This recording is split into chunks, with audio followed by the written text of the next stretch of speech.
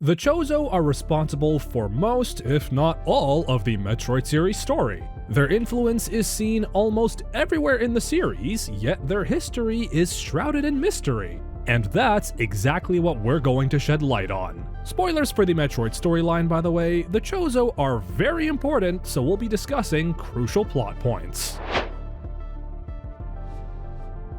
The Chozo are a highly advanced avian race that shaped much of the Metroid universe as we know it. In fact, many locations visited in the Metroid series, such as Planet Zebes from Metroid and Super Metroid, SR388 from Metroid 2 and its remake, Tallon IV from Metroid Prime, and Skytown from Metroid Prime 3 Corruption to name a few, were all colonized by the Chozo. It's here where you see their rich culture and advanced science shine through ruins of Chozo cities and ancient Egyptian-inspired artwork, journal entries written in the ancient Chozo tongue, and the wide range of technologies they left behind, which series protagonist Samus Aran puts to great use. The Chozo began as a proud warrior race, but abandoned this way of life due to old age and a decrease in fertility, as stated by Metroid series co-creator Yoshio Sakamoto. They then traded their military traditions for a sage-like culture. Well, not completely, but we'll get to that. They were the dominant race of the galaxy who valued exploration both literally and figuratively, always seeking to better themselves and the universe around them. They made peaceful contact with other species, sharing their wisdom and uplifting them, including humanity. Many viewed the Chozo as the wise caregivers of the galaxy. Heck, they even raised Samus Aran herself after her parents were murdered by Ridley, with the Chozo Old Bird becoming a foster father to Samus and training her into the warrior she is. The Chozo civilization was at its apex, but when you reach the top, the only place left to go is down. Many problems arose for the Chozo, ultimately leading to their downfall. For starters, as previously mentioned, the vast majority of Chozo were elderly and the race as a whole struggled with reproduction. In addition, tragedy struck Chozo colonies such as Tallon IV when a meteor-like object crashed onto the planet, carrying with it the radioactive element Phazon, dubbed the Great Poison, corrupting the planet and even the Chozo on the planet themselves. Furthermore, despite their technological advancements, they felt they advanced as far as they could, stagnating their progress. And on the subject of technology, the Chozo created much in the name of peace, but ironically created the violent Mother Brain and what is easily their biggest mistake and biggest reason for their downfall, the Metroids. Created to combat the X-Parasite on planet SR388, the Metroids eventually evolved and attacked their creators, eviscerating the Chozo.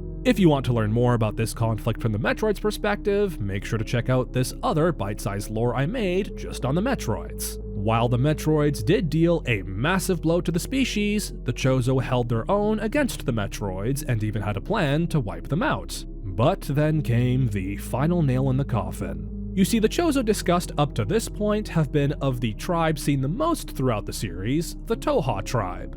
But remember when I said the Chozo didn't completely abandon their warrior ways? Well, enter the Makin tribe. The Makin could not be more different from the Touhou, being the combatants of the Chozo who value power. The Touhou and Makin tribes were united in containing the Metroids, but as described by Quiet Robe in Metroid Dread, when the Touhou planned to wipe out the Metroids by blowing up SR388, the Makin saw an opportunity to use the Metroids as the ultimate bioweapon, allowing them to dominate the galaxy. Led by Ravenbeak, the Makin betrayed the Touhou, killing all but Quiet Robe, as the Touhou alone can control the Metroids. The Makin then returned to their homeworld ZDR and planned to gather the Metroids, but were halted when one of their soldiers returned as an X-Parasite in disguise, descending ZDR into chaos and decimating the Makin tribe. Ravenbeak narrowly contained the X on ZDR, yet couldn't assemble the Metroids as planned thanks to Samus wiping them out on SR388 in Metroid 2 and its remake, Metroid Samus Returns. Ravenbeak then altered his plan, luring Samus to planet ZDR in order to unleash Samus's part Metroid DNA, allowing him to create his Metroid army. Along the way, the Mawkin murder Quiet Robe, Samus defeats the remaining Mawkin army, and kills Ravenbeak, thereby putting an end to the Mawkin, and by extension, the Chozo as we know it. While all known Chozo are long gone, there's rumors of few remaining Chozo that have been sighted retreating from public attention, which was further teased in Volume 3 of the Metroid Dread Report. Regardless of the outcome, the Chozo left behind a rich history and a strong mark on the galaxy, enriching the story to one of Nintendo's most critically acclaimed series. And just as Samus's Metroid DNA carries on the legacy of the Metroids, her Chozo DNA carries on their legacy as well, making her the literal embodiment of the Metroid series. And that's the end of the Chozo lore. Thank you all for watching. I'm Bilal with Game Rant, subscribe for more, and we'll see you in the next one.